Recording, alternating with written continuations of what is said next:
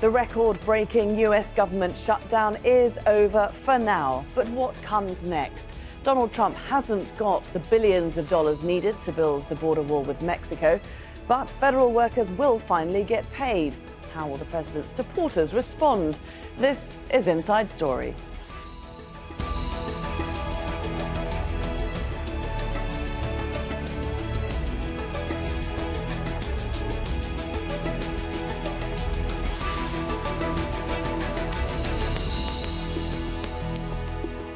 Hello there and welcome to the programme. I'm Laura Kyle.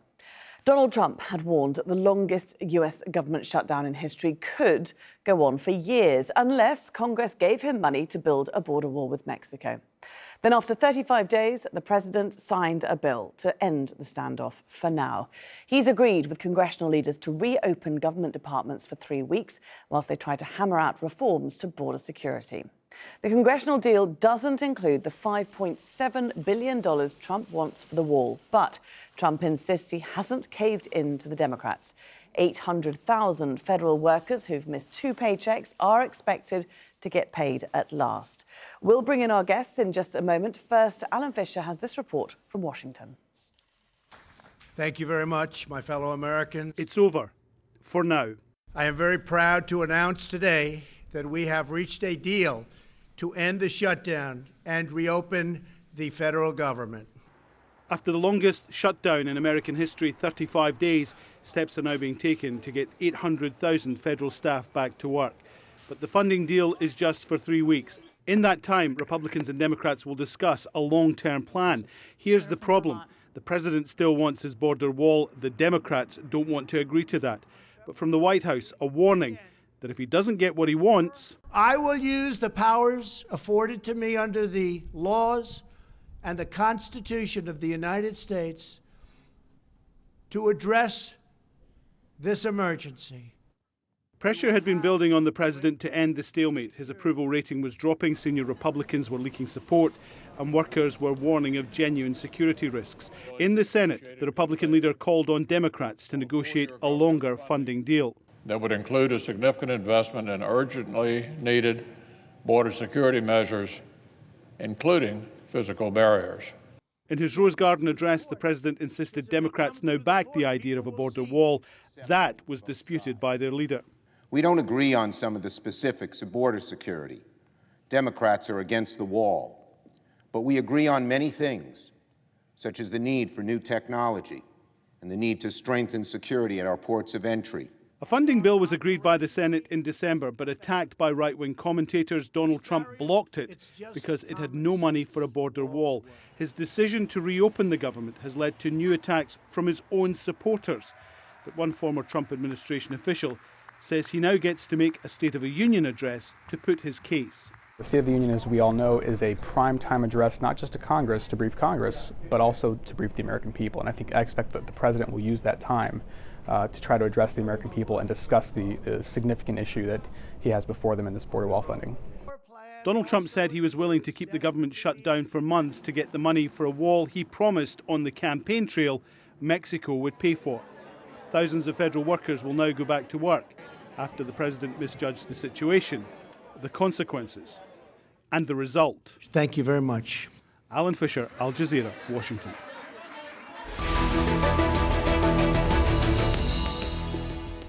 OK, let's bring in our panel of guests. And from Washington, D.C., Leon Fresco, former Deputy Assistant Attorney General in charge of immigration at the U.S. Department of Justice. In Philadelphia, Joe Watkins, a Republican political strategist and former White House aide to President George H.W. Bush. And from Birmingham in the UK, Scott Lucas, founder and editor of EA Worldview and co-founder of the Trump Project. Thank you all very much for joining us. Joe, on Thursday, Donald Trump tweeted, "We will not cave!" ! 1 day later, he caved. What happened? Well, he saw the effect that the shutdown was having. I mean, not only on the 800,000 workers, federal workers who were not getting paid and who were about to miss a second paycheck, but also for the 13 million Americans that are also impacted by the shutdown. And then by Friday, of course, airports are being impacted by it, and it was getting to be the ripple effect was getting to be significant around the country. And so I think the president had no choice but to end the shutdown. He was taking all the blame for it. All the polling data that I've seen shows that his support, even among his base, was beginning to shrink in light of the shutdown. So the president really had no choice but to give in to Democrats and to sign the bill that could have been signed back in December to keep the government open. Should he have taken all the blame for it? Yeah, he should have taken all the blame for it because, and he said as much when he sat with Senator Schumer and Speaker Nancy Pelosi back in December. He said he was willing to shut the government down, that he would take the blame for it, and for the most part, with the American public, he has taken most of the blame for the government shutdown. Congress hasn't been beaten up as much as the president has been beaten up for having for allowing the government to be shut down for over 30 days, the longest in U.S. history. So Americans are relieved that it's over, but they're concerned about what may happen again in mid-February. Absolutely. Leon, let's look at what does have to happen in the next 3 weeks in order to keep the government open. Well, over the next 3 weeks now, the Senate and the House have appointed conference committees to try to come together to hammer out what a border security proposal can look like.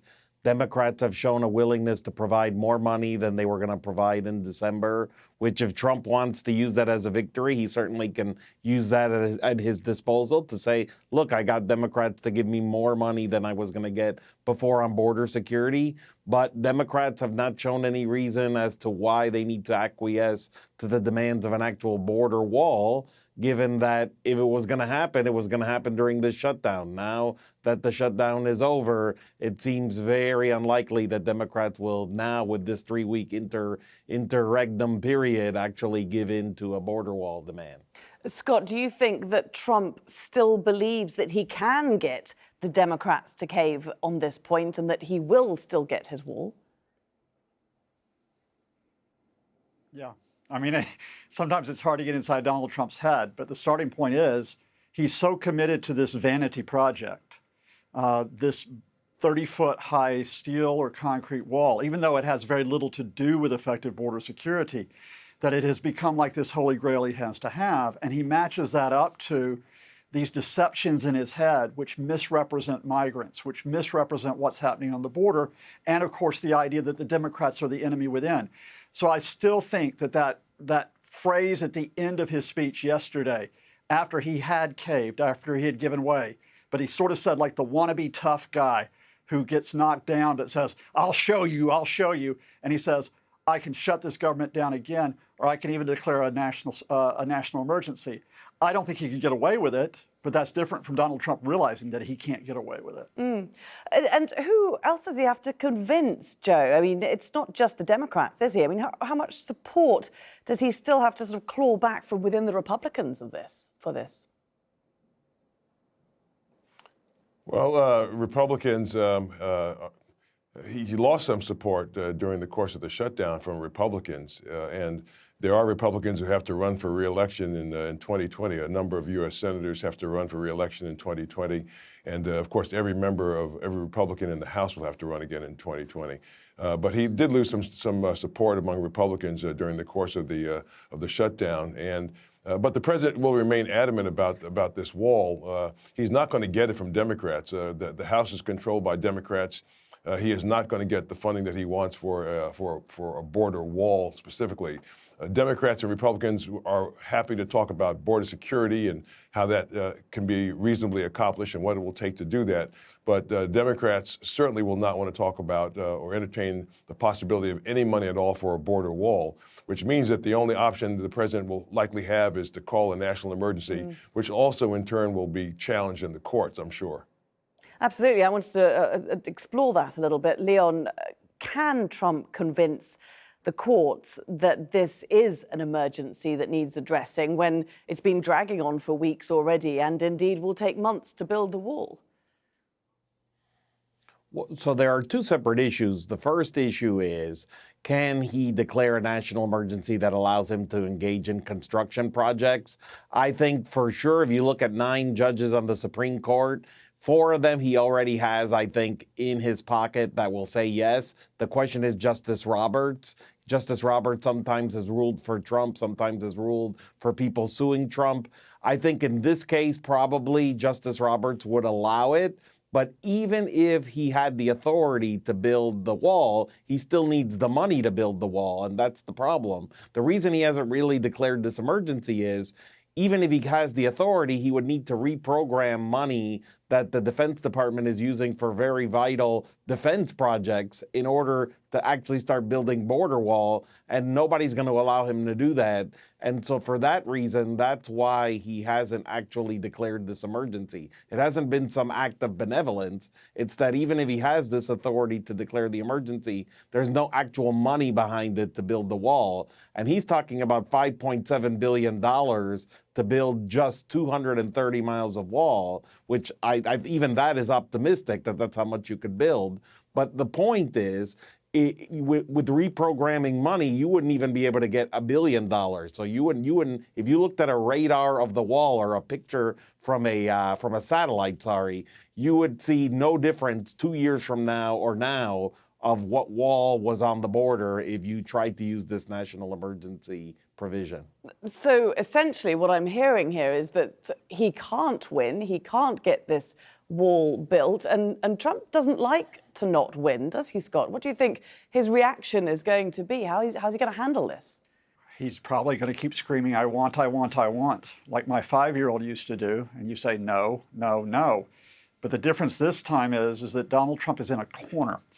Because on past occasions, across a whole range of issues we could talk about, congressional Republicans gave him cover, in a sense. You know, they were sort of codependent, and that is, even if they didn't think Trump's projects were really that sensible, they wanted to get a tax cut. They wanted to get a change in regulations. What you've seen, especially in the last 48 hours, are the first signs that congressional Republicans, especially in the Senate, are no longer willing to provide him with that cover. And I think that's going to be a very fundamental split across a range of issues. The problem is that if it was just Donald Trump holding out, I think maybe even he would have to back away. But he has a hardline advisor named Stephen Miller, fiercely anti-immigration. And Miller keeps whispering in his ears all those words that those conservative commentators like Ann Coulter say, which is, you don't want to be weak. You don't want to give way to these waves of migrants invading the U.S. And the problem is, when Donald Trump hears that, all political sense tends to go out the window.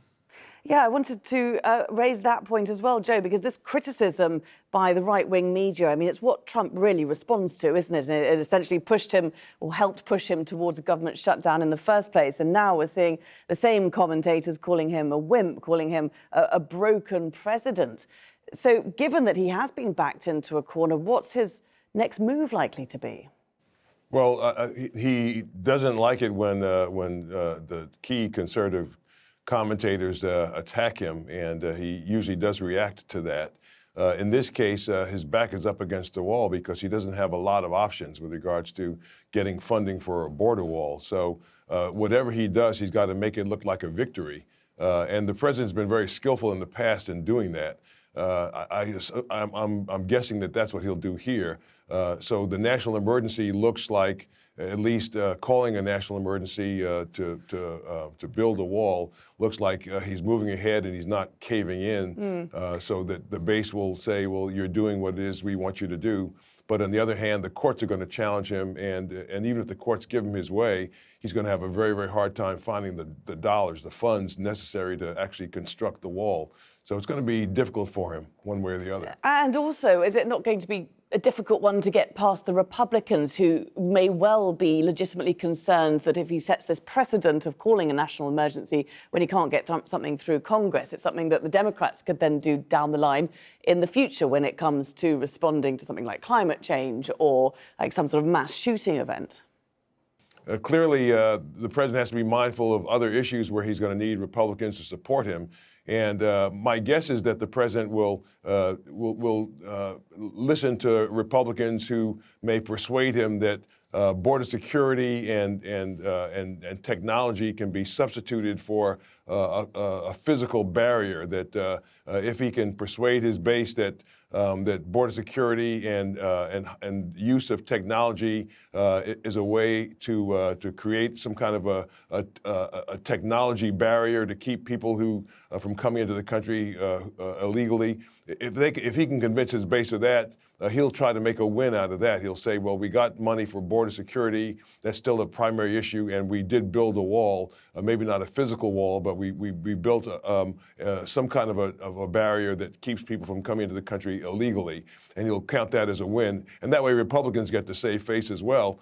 And he gets to get their support on matters that he needs. If he wants to do infrastructure and other, again, a couple other things done before 2020, he's going to need the support of Republicans in the Senate and in the House. Absolutely.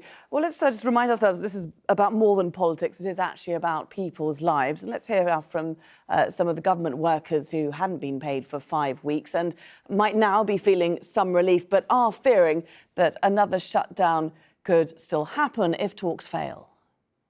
Angry and disappointed. 3 weeks is getting us in long enough to just get us a check, to pacify us for a little while, to get us to the next step. And then once we get back in there, if they shut down again, we won't be able to leave. So I feel like they're building a wall around us as employees. If I'm going to get laid off again, then I should probably rethink my career. For me, it wasn't so bad because I did have some savings ready, but I know, like, to the extent that it would continue, it would be harder because, you know, landlords, and to the extent you have any debt, they're not really that willing to make, you know, concessions, maybe for a little while, 1 or 2 weeks, but not much more than that, really. So I think it's a big help, especially to get that back pay, get those paychecks, and then, you know, look forward to the next paycheck, hopefully, if it continues to stay open, and hopefully they make a deal before it shuts down again. So, Leon, I mean, it seems extraordinary to me, to someone who is outside of America, that this system allows the shutdown to happen in the first place. I mean, this was, you know, the longest in history, 35 days, but there have been plenty of other shutdowns in the past where workers haven't got paid. How can or how should the system change so that this can stop happening? Well, there's lots of different proposals on the table. There's the Democratic proposal, which is that if there's not a funding bill, that the government just simply automatically funds at its prior year's level. Speaker Pelosi has talked about potentially bringing that for a vote. The Republicans have a proposal where that happens, but after a few days, the numbers go down in terms of funding, and the Democrats may have some concern about that because it would allow the Republicans to essentially shrink government funding by doing nothing. And so I think some proposal like the automatic funding at the prior year level proposal could end up working as that solution. I think another solution that I've been proposing is this concept that if you actually have a shutdown, it's an actual shutdown, not a shutdown where people still have to go to work and not get paid, but it would actually be a shutdown where people are not permitted to go to work. And then you'd never have a shutdown because then the airports would be closed automatically and there would be no food inspectors and there'd be nothing, you know, none of these things would actually be open. And you couldn't survive 1 or 2 days without an actual government functioning. And so that would be my solution, but there's many solutions on the table. And I do think at some point, if you are a congressperson who cares about America and doesn't want us to be the laughingstock of America, one of these solutions is going to have to be implemented. I mean, Scott, it does sound like a good solution, a very sensible one as well. Do you think it would ever happen? Well, I think there's enough frustration from people using shutdowns to get something that they can't get ordinarily through the democratic process, that people, I think, are realizing that the shutdown is like using nuclear weapons in a conventional war environment. You just shouldn't ever resort to that. And the fact that people think it's so simple to just say, oh, we're going to shut down the government, that better end, because we don't live in a world where the rest of the world shuts down when we shut down. And we continue to create our own self-inflicted damage here in the United States that is completely unnecessary. I mean, Scott, Chuck Schumer has promised that the government will never hold American workers hostage again. He's going to be sorely tested on that point in promise in 3 weeks' time. Do you think he's going to be able to keep it? Well, I think that's why the talks between the Democrats and the Republicans are so important because, I mean, the language is absolutely right. Let's be very clear. Donald Trump has held millions of Americans hostage for the sake of, quote, the wall. But as Joe said, the solution is right there on the table, and that is to present a package of border security measures which take advantage of technology, which take advantage of increased personnel, including increased judges to hear migration cases, which take advantage of really a sensible joined-up process for those immigrants inside the U.S. like the Dreamers. Now, all of that could be presented to Trump as, here's your border security, which is just as good as the wall. When is a wall not a wall, though, however? As long as he still has this idea in his mind, and this is what's so extraordinary, that he has to have this physical monument to himself, then those Democrats and Republicans are going to be increasingly frustrated. But at the same time, I think if those talks are progressing on a sensible, practical level, they're going to start to contain Trump. They're going to start to fence him in with in the idea that in 3 weeks' time, he's got nowhere to go. Because if he then comes back and says, I want to shut down the government, Senate Republicans will say, no, we're going to approve continued funding. If he declares a national emergency, as your previous guest had pointed out, there will be objections in the courts and also objections to those who say you can't raid money for disaster relief from the military just because of your own personal whims. I guess the problem is, Joe, he has promised a wall, a physical wall, and he feels to his supporters and to the right-wing commentators that he listens to so closely, he has got to deliver that physical barrier and nothing else will do.